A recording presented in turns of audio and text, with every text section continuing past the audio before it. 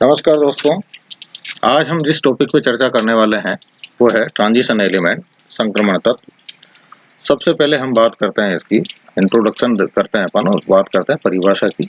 वे element जिनमें last but one cell यानी आखिरी से पहले वाली सेल कक्ष अपूर्ण हो, या दूसरे शब्दों में हम कहें कि वे एलिमेंट जिनमें n-1d या n-2f सब सेल इनकम्प्लीट हो, अपूर्ण हो। जैसे 28 निकल में हम देख रहे हैं 1s2, 2s2, 2p6, 3s2, 3p6, और यहाँ हम देख रहे हैं कि ये जो 3d8 है, 3d10 होना चाहिए लेकिन 8 है, यानी इसकी last but one cell incomplete है। लास्ट सेल है इसकी 4s2 उसमें भरे हुए हैं और last but one cell 3d8। किंतु जो हमने ऊपर परिभाषा दी है, इससे नीचे लिखे हुए जो एलिमेंट्स हैं वो ट्रांजिशन एलिमेंट नहीं कहे जा सकते। जैसे copper, silver, gold, zinc, cadmium, mercury, 6 elements हैं। इन 6 एलिमेंट्स में आप देखेंगे कि इनका D, 3D, 4D, 5D complete है। क्यों कंप्लीट है कॉपर, सिल्वर, गोल्ड में, ये आगे हम चर्चा करेंगे इसके कॉन्फ़िगरेशन में, स्टेबिलिटी रीजन से। इसलिए एक नई परिभाषा दी गई और इस परिभाषा में कहा गया कि वे एलिमेंट जिनमें एटॉमिक फॉर्म या किसी भी ऑक्सीडेशन स्टेट में n-1d सबसेल, n-1d उपकोष अपूर्ण हो तो ऐसे एलिमेंट ट्रांजिशन एलिमेंट कहलाएंगे। तो इस परिभाषा में कॉपर, सिल्वर और गोल्ड जो पहले ट्रांजिशन एलिमेंट की डेफिनेशन में नहीं आ रहे थे, अब हम देख रहे हैं कि कॉपर का कॉन्फ़िगरेशन है 3d10 4s1, लेकिन अगर इसके ऑक्सीडेशन स्टेट देखें तो इसकी Cu2+ जो ऑक्सीडेशन स्टेट है इसमें ये हो जाता है 3d9 4s0। Silver 2+ 3d49 5s0 and इसी प्रकार से गोल्ड। तो इनका जो लास्ट बट वन सेल है, आखिरी से अंदर वाला जो सेल है, वो इनकम्प्लीट होता है तो ये ट्रांजिशन एलिमेंट की इस डेफिनेशन के अंदर समाहित हो जाता है।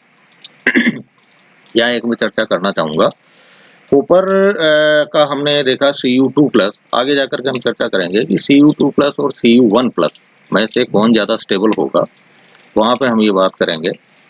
देखा जाए तो Cu1+ ही Cu2+ से ज़्यादा स्टेबल होता है, लेकिन उसके साथ में कंडीशन जुड़ी हुई है कि इनर्ट एटमॉस्फेयर होना चाहिए, इनर्ट एटमॉस्फेयर हो और मॉइस्चर नहीं हो।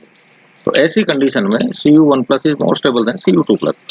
लेकिन नॉर्मली हमारे को नेचर में जो मिलता है, क्योंकि नेचर में मॉइस्चर भी है और इनर्ट एटमॉस्फेयर भी नहीं है, इसलिए हम पढ़ते हैं कॉपर सल्फेट में कॉपर की वैलेंसी 2+1 है और हम कहते हैं कि स्टेबल है। लेकिन एक बात यहाँ चर्चा करना चाहूँगा कि पूरी पीरियोडिक टेबल जो बनाई हुई है, पीरियोडिक टेबल में कॉपर ही एक ऐसा एलिमेंट है जो कि अपनी वर्ग संख्या से ज़्यादा ऑक्सीडेशन स्टेट देता है।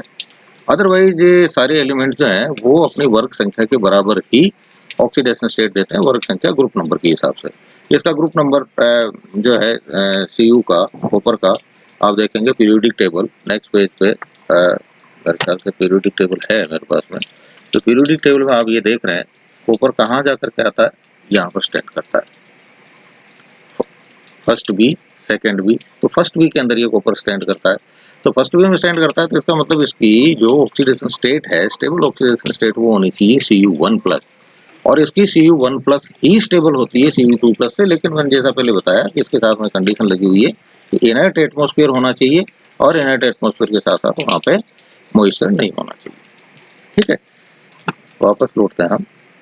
तो यहाँ पर Cu2+, ये जो 3 एलिमेंट्स हैं कॉपर, सिल्वर, गोल्ड, ये इस डेफिनेशन के हिसाब से अब ट्रांजिशन एलिमेंट की डेफिनेशन में ये समाहित होता है।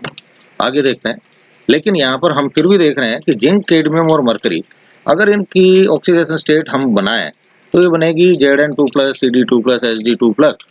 तो भी इनके जो कॉन्फ़िगरेशन है इनर सेल में, लास्ट बट वन सेल में, वो होंगे 3d10 4d10 5d10। अब मन में ये सवाल आता है कि हम जिंक को 3+ क्यों नहीं कर देते हैं, 3d9 कर देंगे। ये एक थ्योरेटिकल बात है, क्योंकि Zn 3+ पॉसिबल नहीं है और वो नहीं बनता है स्टेबिलिटी रीजन से।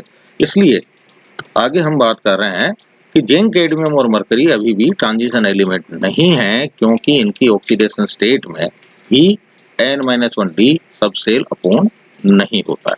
क्योंकि हमने ये एग्जांपल दिया है Zn 2+ बनता है तो इसका 3d10 है, तो ये ट्रांजिशन एलिमेंट नहीं।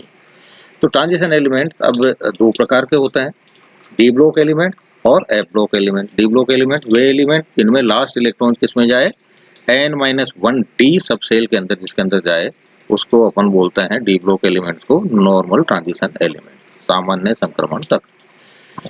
दूसरा है एफ ब्लॉक एलिमेंट, तो वे एलिमेंट जिनमें लास्ट इलेक्ट्रॉन n-2 एफ सब सेल में जाए और इन्हें हम बोलते हैं इनर ट्रांजिशन एलिमेंट। यानी ट्रांजिशन एलिमेंट में अगर हम देखें तो आउटर मोस्ट ऑर्बिट है मान लीजिए 5, तो उसका लास्ट बट वन सेल हो गया 4, उस हिसाब से एफ ब्लॉक का क्या होना 3। हालांकि एफ ब्लॉक 4 से स्टार्ट होता है, तो 6 ले लें आप। फर्स्ट लास्ट सेल 6 है, उसके बाद में अंदर की हुई 5 और उसके अंदर की हुई 4, तो 5D वाला जो है वो तो होगा ट्रांजिशन एलिमेंट। और 4F में अगर इलेक्ट्रॉन भरा जाता है तो वो कहलाएगा इनर ट्रांजिशन एलिमेंट। इसमें हम लैंथेनाइट्स और एक्टिनाइट्स का अध्ययन करते हैं, जो आगे हम चर्चा करेंगे। अब जिंक, कैडमियम और मरकरी, ऊपर हमने बोला कि ये ट्रांजिशन एलिमेंट नहीं है, लेकिन डी ब्लॉक के तत्व तो हैं। क्यों? क्योंकि जिंक, कैडमियम और मरकरी डी ब्लॉक के तत्व क्यों है? क्योंकि इनमें भी लास्ट इलेक्ट्रॉन n-1 डी सब सेल में ही जाता है।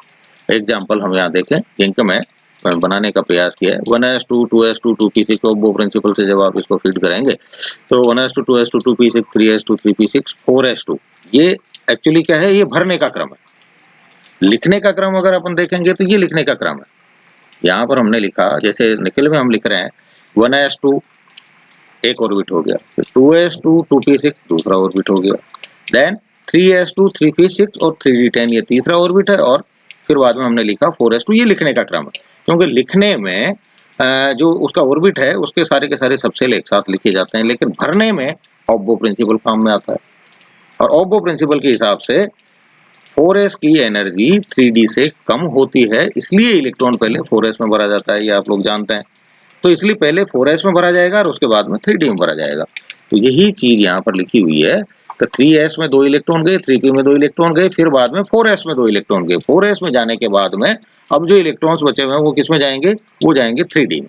आप इसमें देखें, और हमें ये भी पता है कि जब तक इलेक्ट्रॉन्स सभी ऑर्बिटल्स में पूरे नहीं भरे जाते हैं तब तक पेयरिंग नहीं होती है। तो पहला, दूसरा, तीसरा, चौथा, पांचवा, एक एक इलेक्ट्रॉन पांचवा में भेज दिया।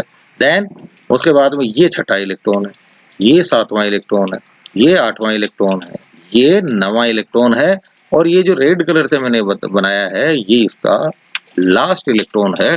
तो कॉन्फ़िगरेशन क्या बताता है कि इसका लास्ट इलेक्ट्रॉन कहाँ जा रहा है, लास्ट इलेक्ट्रॉन जा रहा है इसका 3d में।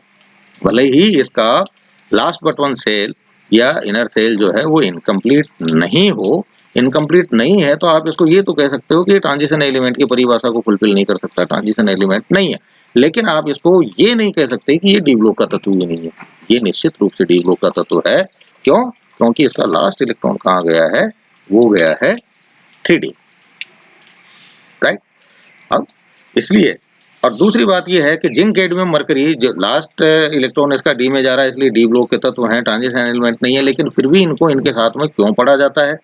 इसलिए पढ़ा जाता है क्योंकि जिंक, कैडमियम और मरकरी को पीरियोडिक टेबल में साथ इसलिए रखते हैं क्योंकि इनके गुण जो हैं वो किससे मिलते हैं, ट्रांजिशन एलिमेंट से मिलते हैं। जैसे मेटेलिक लस्टर, धात्विक चमक, सभी धातुओं में एक नेचुरल लस्टर होता है। तो ये जिंक, कैडमियम, मरकरी भी सारे ट्रांजिशन एलिमेंट की भांति ही चमकदार होते हैं। ट्रांजिशन एलिमेंट की भांति ये भी कॉम्प्लेक्स बनाते हैं। जैसे आयरन को हम बोल रहे हैं ट्रांजिशन एलिमेंट है। आयरन 6 साइनाइड से कंबाइंड होकर के Fe3- हेक्सासाइनोफेरेट थर्ड बनाता है।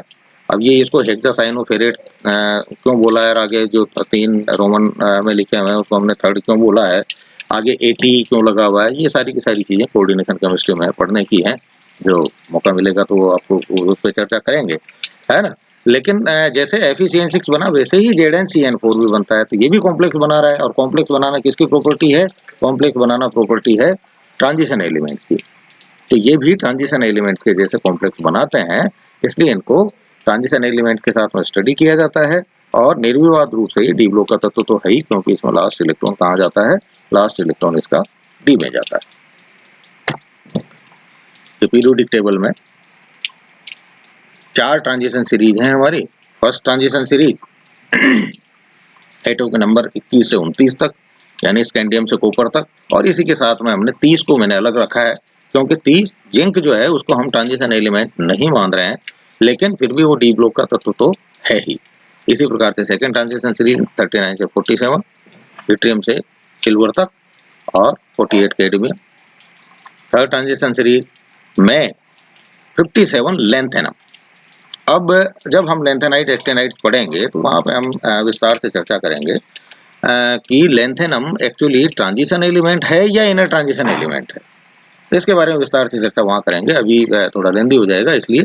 अदरवाइज 57, क्योंकि 57 कायदे से उसका जो कॉन्फ़िगरेशन है उस हिसाब से इसका जो लास्ट इलेक्ट्रॉन है वो किस में जाता है, वो डी में जाना चाहिए, लेकिन वो जाता है एफ। ये है ट्रांजिशन एलिमेंट, लेकिन पढ़ा जाता है लेंथेनाइट के साथ में। कायदे से होना चाहिए डी में, लेकिन जाता है एफ में। क्यों जाता है वहां हम चर्चा करेंगे, वहां हम बोलेंगे कि यहाँ पर 4f की एनर्जी 3d से कम हो जाती है, इसलिए इलेक्ट्रॉन पहले उसमें भर जाता है। क्यों कम हो जाती है, तो उसके लिए हम बोलते हैं कि इसका कारण अभी हमारे को पता नहीं। ठीक है, तो फिलहाल 57 लेंथेनम, 72 से 79 हेफ्नियम से ओरम यानी gold, and then 80 mercury. Four transition series 89 actinium, जो कहानी लेंथेनम की है वैसी कहानी एक्टिनियम की है। जब लेंथेन La हम लिखते हैं तो La होता है लेंथेनम, लेंथेनम, और Ln लिख देते हैं तो वो हो जाते हैं सारे के सारे लेंथेनाइट। यानी लेंथेनम के आगे जो लेंथेनाइट जो अपन ये सारे के सारे तत्व पढ़ता है ये सारे के सारे जो तत्व हैं ये लेंथेनाइट, इनको शॉर्ट में अपन लिखेंगे Ln। ठीक है, सीरियम, प्रोसिडाइमियम, नियोडाइमियम वगैरह वगैरह। और इसी प्रकार से Ac जब लिखते हैं तो वो एक्टिनियम, और An लिख देते हैं तो वो हो जाता है उसका एक्टिनाइट। यानी ये सारे के सारे एक्टिनियम के बाद ये जो जितने भी तत्व 14 तत्व ये एक्टिनाइट। ठीक है, नाउ इसका इलेक्ट्रॉनिक कॉन्फ़िगरेशन। तो इलेक्ट्रॉनिक कॉन्फ़िगरेशन में मैंने जो आपने 10वीं 11वीं 12वीं के अंदर पढ़ा है भरने का क्रम, वो यहाँ पर एक चार्ट मैंने नेट से डाउनलोड करके आपके लिए लेकर के आया हूँ मैं। तो ये भरने का क्रम है। पहले इलेक्ट्रॉन 1s2, ये आपको रिमाइंड हो जाएगा पुरानी बातें। फिर बाद में 2s2, 2s2 के बाद में वापस यहाँ आते हैं तो 2p में भरेंगे इलेक्ट्रॉन, 2p में 6, फिर 3s में 6, 3s में 2, फिर इसके बाद में कहाँ जाएंगे वापस, यहाँ पे आ जाएंगे अपन, यहाँ पे 4s में 2 और 3p में 6। तो यहाँ पर पहले कौन से भरे जाएंगे इलेक्ट्रॉन, ये 3p, यहाँ पर ये 2p6, 3s2, 3p6 and then 4s2। अब 4s2 के बाद में 3d। तो यहाँ पर आप देख रहे हैं हम जो कॉन्फ़िगरेशन लिख रहे हैं 1s2, 2s2, 2p6, 3s2, 3p6। अब आना क्या चाहिए इसके साथ में जब लिखेंगे, जब तो हम क्या लिखेंगे 3p6 के साथ में 3d में 1 से लेकर के 10 तक, और इसके बाद में लिखेंगे 4s2 को। लेकिन भरेंगे कैसे, 3p में इलेक्ट्रॉन भरने के बाद में 3d में इलेक्ट्रॉन नहीं भरेंगे, पहले भरेंगे 4s में, क्योंकि 4s की एनर्जी 3d से कम होती है। 4s फुलफिल होने के बाद में फिर जाएंगे 3d में इलेक्ट्रॉन, देन 4p में, देन 5s में, और ये उसका चार्ट बना हुआ है। तो इस हिसाब से इसका जो जनरल कॉन्फ़िगरेशन बनता है ट्रांजिशन एलिमेंट्स का वो क्या है, वो है n-1d 1 से लेकर के 10 तक इलेक्ट्रॉन, और ns में 1 से लेकर के 2 इलेक्ट्रॉन। यानी आउटर मोस्ट ऑर्बिट में 2 इलेक्ट्रॉन होंगे या 1 इलेक्ट्रॉन होगा, 1 क्यों होगा 2 क्यों होगा, आगे हम डिटेल में देखते हैं। ठीक है, और nd के अंदर 1 से लेकर के 10 तक, क्योंकि इसकी फुल कैपेसिटी कितनी है 10, और मिनिमम कितना भर सकते हो आप खाली से लेकर के 0 से लेकर के 1 से लेकर के 10 तक। एटॉमिक नंबर 19, ये है पोटेशियम का, ये किसका है, एस ब्लॉक का एलिमेंट है। हमने स्टार्टिंग जब हम करते हैं पीरियोडिक टेबल की तो हम क्या पढ़ते हैं उसमें alkali metal, then alkali earth metal. तो 19 के यानी पोटेशियम ये क्या एल्कली मेटल है, और इसका जो कॉन्फ़िगरेशन है 1s2, 2s2, 2p6, 3s2, 3p6, और 3p6 के बाद में हम यूँ कहें कि इसका कॉन्फ़िगरेशन अगर हम एक ही कोष को लगातार भरते रहें तो इसका कॉन्फ़िगरेशन क्या होना चाहिए 3d1। लेकिन अभी अपन ने ऊपर ये चार्ट बना हुआ है, अपन ने पहले 1s2 में भरेंगे, फिर 2s में भरेंगे, फिर 2p में भरेंगे, फिर 3s में भरेंगे। 3s में भरने के बाद में हम किस में भरेंगे 3p में भरेंगे। तो यहाँ 3p तक तो 6 भर दिए। अब 3p के बाद में इलेक्ट्रॉन किस में भरे जाएंगे, इलेक्ट्रॉन भरे जाएंगे 4s। तो यहाँ का इलेक्ट्रॉन जो हम 3d में भर रहे हैं वो डी में नहीं जाएगा क्योंकि 4s की एनर्जी 3d से कम, तो इसलिए ये कॉन्फ़िगरेशन इसका गलत हुआ और इलेक्ट्रॉन कहाँ गया 4s1 में, इसलिए ये एल्कली मेटल है, क्षार धातु है। इसी प्रकार से इससे अगला जो तत्व है 20 कैल्शियम, उसमें भी वही कहानी कि इसमें कायदे से, अगर हम कायदे से नहीं, अगर हम एक ही सेल को पहले भरते हुए जाएं तो उस हिसाब से इसमें इसके जो 2 इलेक्ट्रॉन है आखिरी वाले वो डी में जाने चाहिए, लेकिन नहीं जाते हैं। क्यों? क्योंकि 4s की एनर्जी 3d से कम होती है, तो इसलिए इलेक्ट्रॉन पहले किसमें भरे जाएंगे 4s में भरे जाएंगे। तो ऊपर वाला कॉन्फ़िगरेशन इसका मैंने रेड क्रॉस लगाया हुआ है गलत है और ये इसका सही है।